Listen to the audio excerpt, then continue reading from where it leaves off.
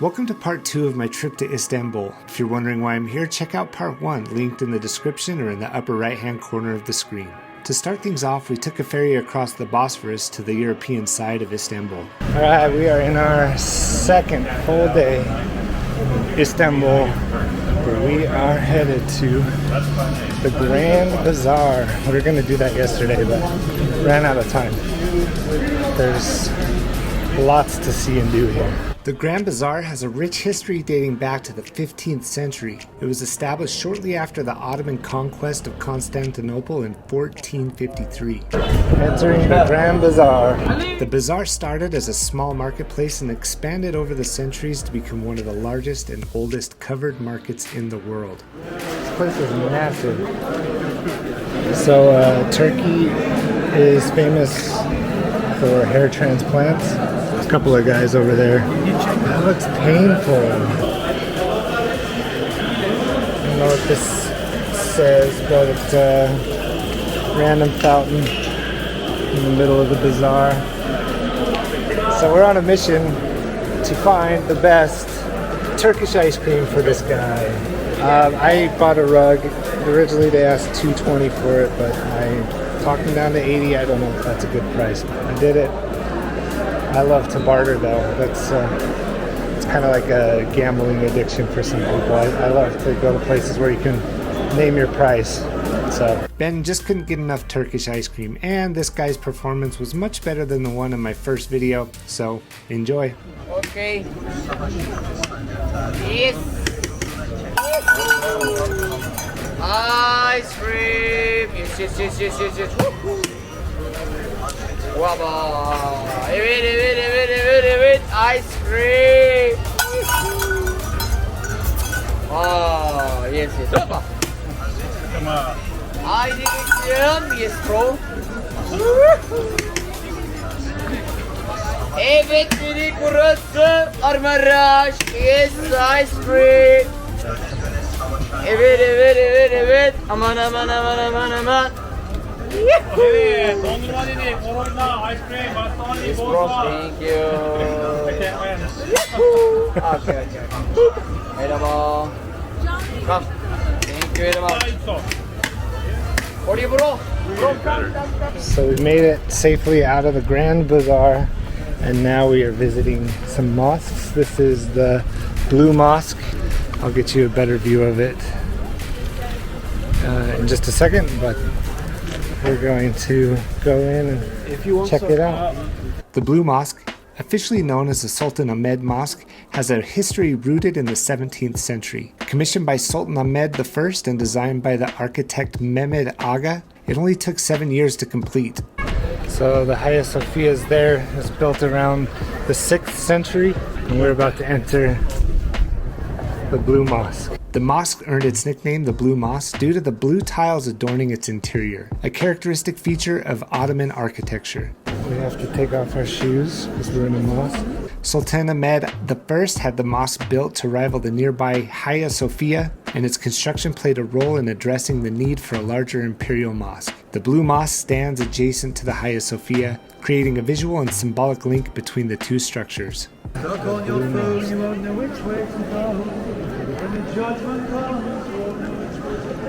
So there was a guy who just walked by singing Stuck on Your Phone, Stuck on Your Phone, Stuck on Your Phone. Okay, it's time to put this away and take it in.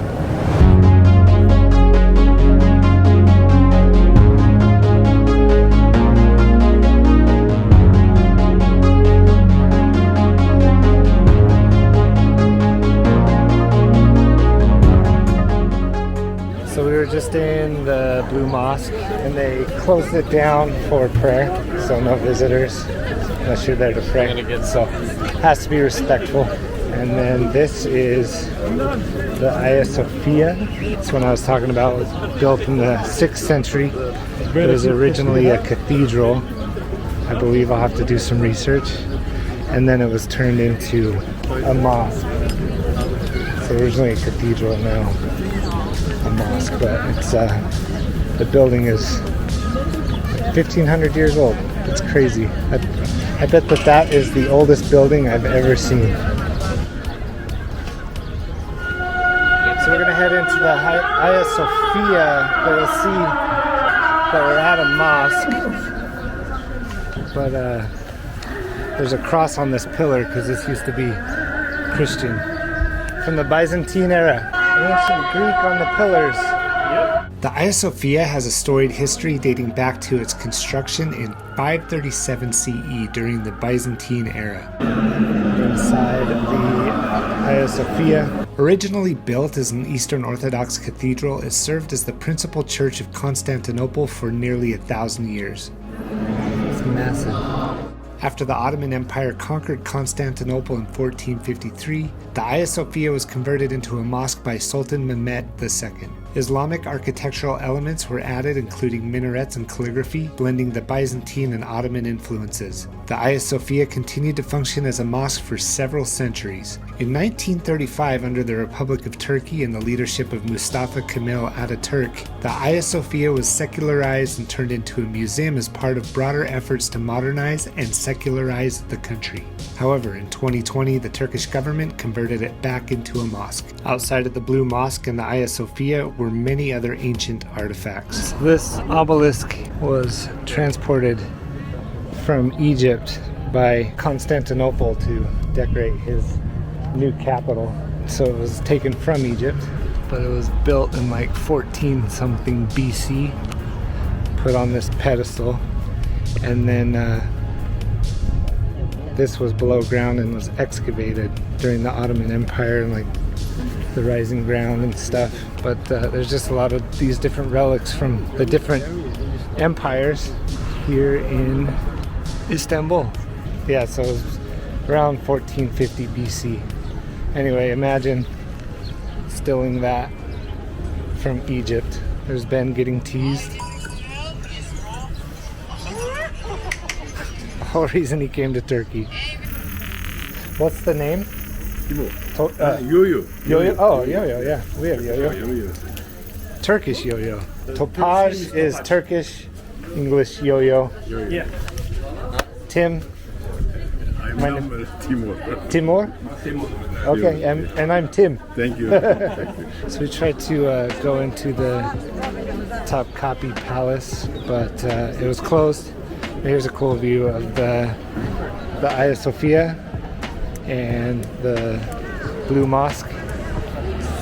Again, 580, 1680.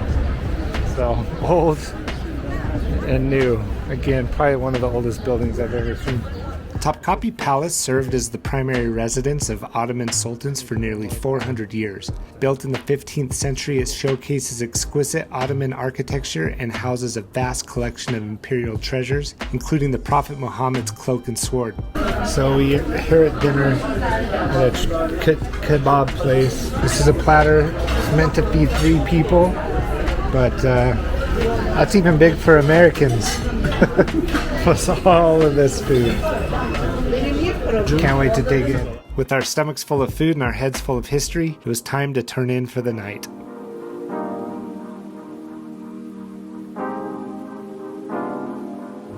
Hey, what's up? It's what day are we even here? Like the 3rd or 4th day? Getting a late start because of some business that we had to attend to, but we are finally getting out for a night on the town. Gonna take some ferries across the, why am I spacing it? The water, the Bosphorus. Yeah. I'm gonna take the ferry across the Bosphorus. You can see some mosques lit up at night there. Very beautiful. Let's go. Hey, Tim, Ben. So we've already ridden this ferry once. This one's operated by municipal.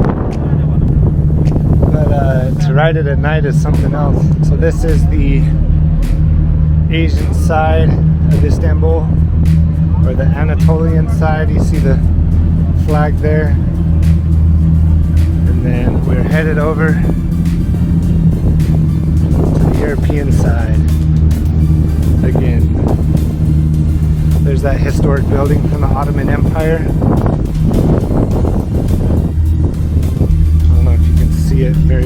here. But there's a few of the mosques, the Blue Mosque and the Hagia Sophia, passing right behind this little lighthouse right here. Yeah, this makes me wish I had a better zoom on this camera. Anyway, I'll see what the rest of the crew's up to. This is incredible. I don't know if you can see through those people. There's the Galata Tower, the mosques over there. We made it across the Bosphorus to the Karakoy. Now we are walking to Taksim Square. But first, I think we're going to ride a historic tram that goes through the second oldest tunnel next to the London Underground in the world. I learned that today. Entering the second oldest underground train in the world. Looks like all the shops are closed for the night. Hopefully the tram isn't.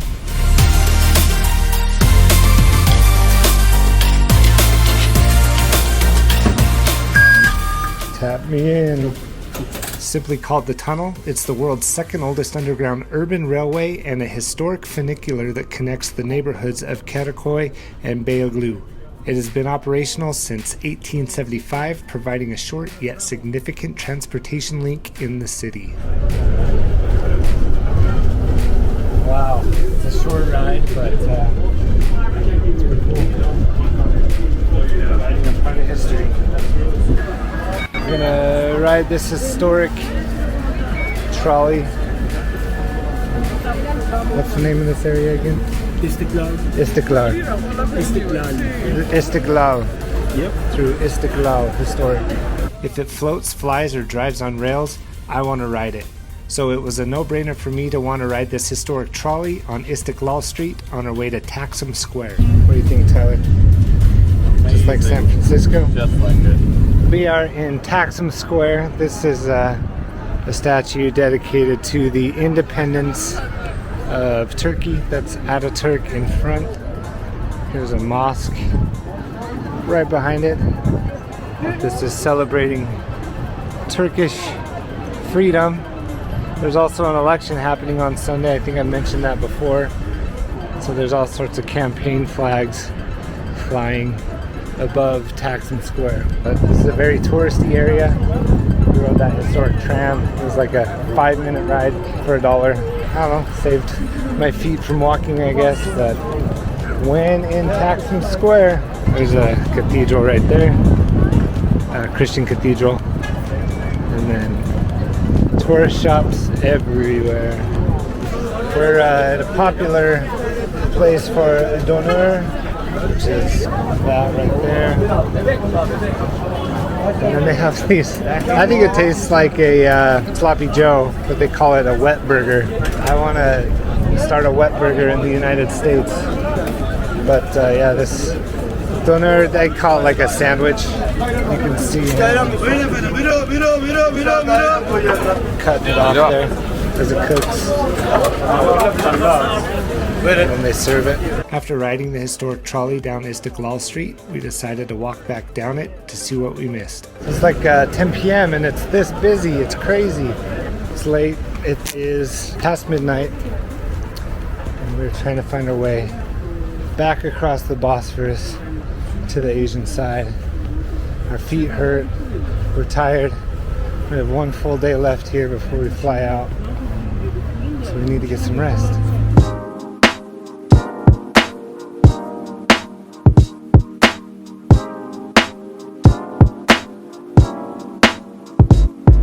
As the trip was winding down, we needed to make some time to visit Chica Ordery and her family. As mentioned in part 1, she was there for a life-altering surgery and it was coming up soon. Reality was setting in that I was going to miss this experience. Well, the time has come. The week is over and we got to go say goodbye to Chica Ordery and her family. But we're going to stay in touch. But we wanted to leave her with a taste of Turkey. We got her some Turkish delight to make her day a little bit happier without us. Tell your mother that you have a new mom. Yep. And you tell your wife too. Yeah, a new mom. Yep. Thank you. here too. Group hug? Okay. Group hug, everybody.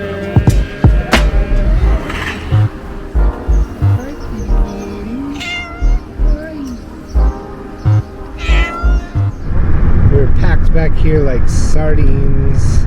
We're all getting to know each other a little bit better because we are about to experience a Turkish bath, also known as a hammam.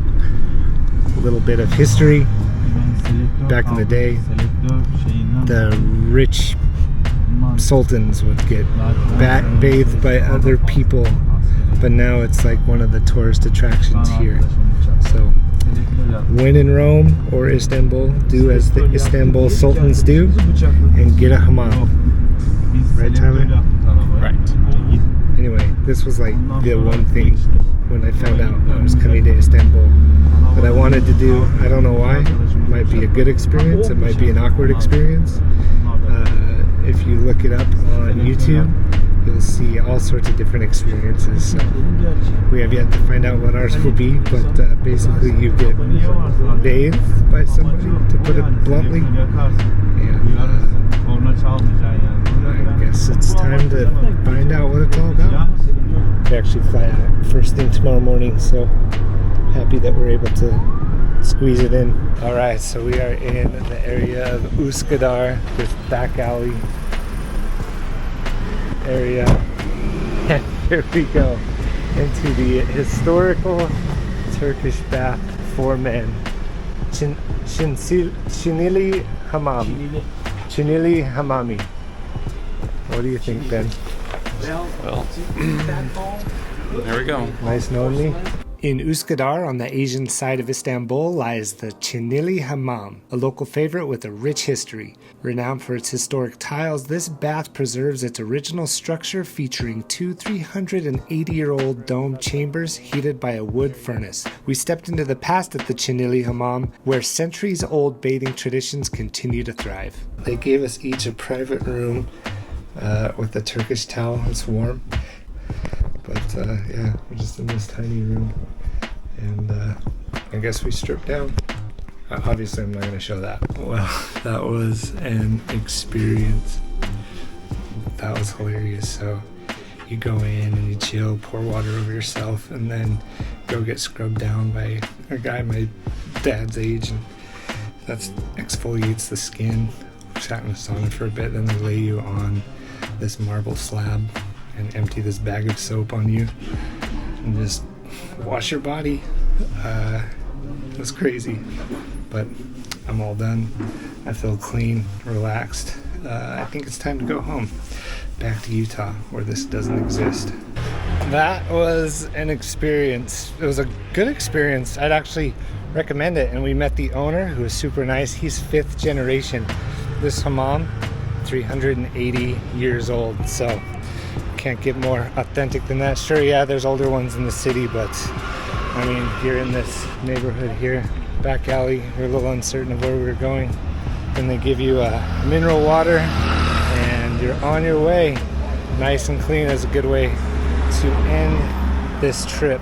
Again, we fly out super early tomorrow morning. Like those domes up there, you sit in those rooms, that's like the main area up there. This is like a dome sauna area. Ooh, cat fight. Thoughts, Ben? You relaxed?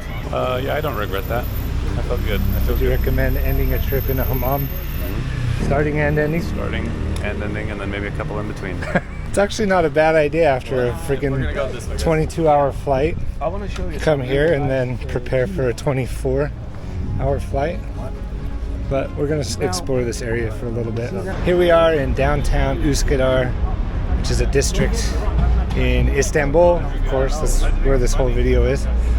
But yeah, very cool place, very popular. Lots of locals. Supposedly this is a good place to get local cuisine. There's even more to Istanbul than kebab and doner and stuff like that. So if you're in Istanbul, check it out. Got a cool mosque over there. It's a nice mix between old and new in Üsküdar. This was our final dinner view from Genç Kebap. If you ever find yourself in Üsküdar, I'd recommend it 10 times over. At dinner, we recapped our trip and talked about Chica Ordery's future. There was a ton of commotion by the waterfront, so we went to check it out before heading home. A big election this weekend in Turkey. They are having some campaign videos right here in this popular center. It's going to be a crazy weekend. Now this is how you do an election. No, this is not about election. Oh. That's why it's interesting. This Okay. is not about election. Oh, this isn't about election. It's about the country. So this is about the military? It's talking about the current military? Yeah? What I originally thought was a campaign for the upcoming election was actually Turkey flexing its military might. Snipers. Look at that sniper over there taking pictures.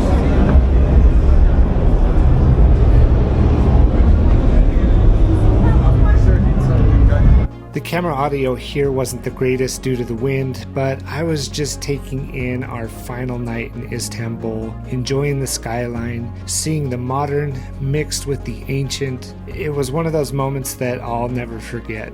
And I'm glad that I was able to capture it on video and share it all with you. But again, I'm forever grateful for Ben for allowing me to come on this trip with him and carry out some important work and open my eyes to the rest of the world. And because we have an early flight tomorrow morning, this is going to wrap up my travel vlog of Istanbul here in Turkey. A little bit out of the norm for me to post something like this on this channel, but if you watched it and you liked it, thank you so much. If you did, go ahead and give it a thumbs up.